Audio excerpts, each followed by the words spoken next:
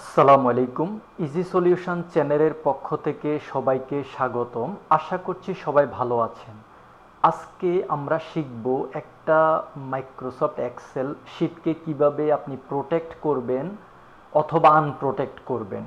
আমাদের অনেক ক্ষেত্রে অনেক সময় আমাদের কিছু কনফিডেন্সিয়াল ইস্যু থাকে, যেগুলো আমাদের এক্সেল শিটের মধ্যে থাকে, যেগুলো আমরা অন্যকে পাঠাই, বাট আমরা চাই যে সে যাতে আমাদের শিটে কোনোরূপ এডিট করতে না পারে বা কোনোরূপ চেঞ্জ করতে না পারে, সেজন্য আমরা শিটকে প্রোটেক্ট করে রাখার প্রয়োজন পড়ে। এখন আমরা আজকে শিখব কিভাবে প্রোটেক্ট করতে হয় একটা শিটকে। তো শিটকে প্রোটেক্ট আসলে দুইভাবে আপনারা করতে পারবেন। আজকে আমি দুইটা ভাবে আপনাদেরকে দেখাবো। আশা করছি মনোযোগ সহকারে আমার টিউটোরিয়ালটা দেখবেন।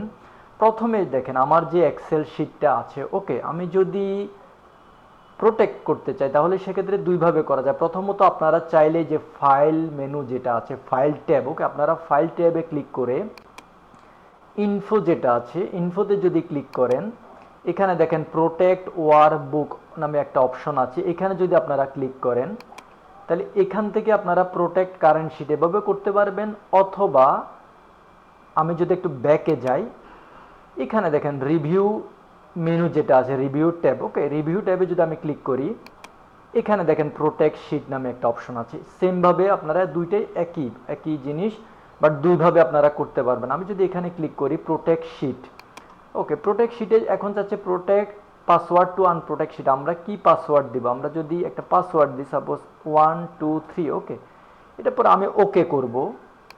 এরপরে আবার রি এন্টার পাসওয়ার্ড চাইবে রিকনফার্ম করার জন্য। আমি যদি আবার পাসওয়ার্ডটা প্রেস করি 123, তাহলে দেখেন আমি যদি ওকে করি, ওকে করার পরে আমি যদি এখানে কোনো কিছু লিখতে চাই, দেখেন আমার এখানে একটা মেসেজ আসতেছে। কি আসতেছে আমি একটু দেখে আপনাদেরকে, the cell or chart you are trying to change is on a protected sheet. To make a change, unprotect the sheet. You might be restricted to enter a password. ওকে, মানে এখানে বলা যায় যদি আমি কোনো চেঞ্জ করতে চাই তাহলে এই শিটটা প্রোটেক্ট করা আছে, আমাকে আনপ্রোটেক্ট করতে হবে। তাহলে ওকে, আমি জাস্ট ওকে প্রেস করি, মানে তার মানে কেউই কোনো কিছু লিখতে পারবে না, আমিও পারবো না, আমি যদি যাকে পাঠাবো সেও কিন্তু পারবে না, যতক্ষণ পর্যন্ত শিটটা আনপ্রোটেক্ট করতে। এখন আপনারা বলতে পারেন কিভাবে আনপ্রোটেক্ট করব, আমি তো কোনো কিছু লিখতে হবে।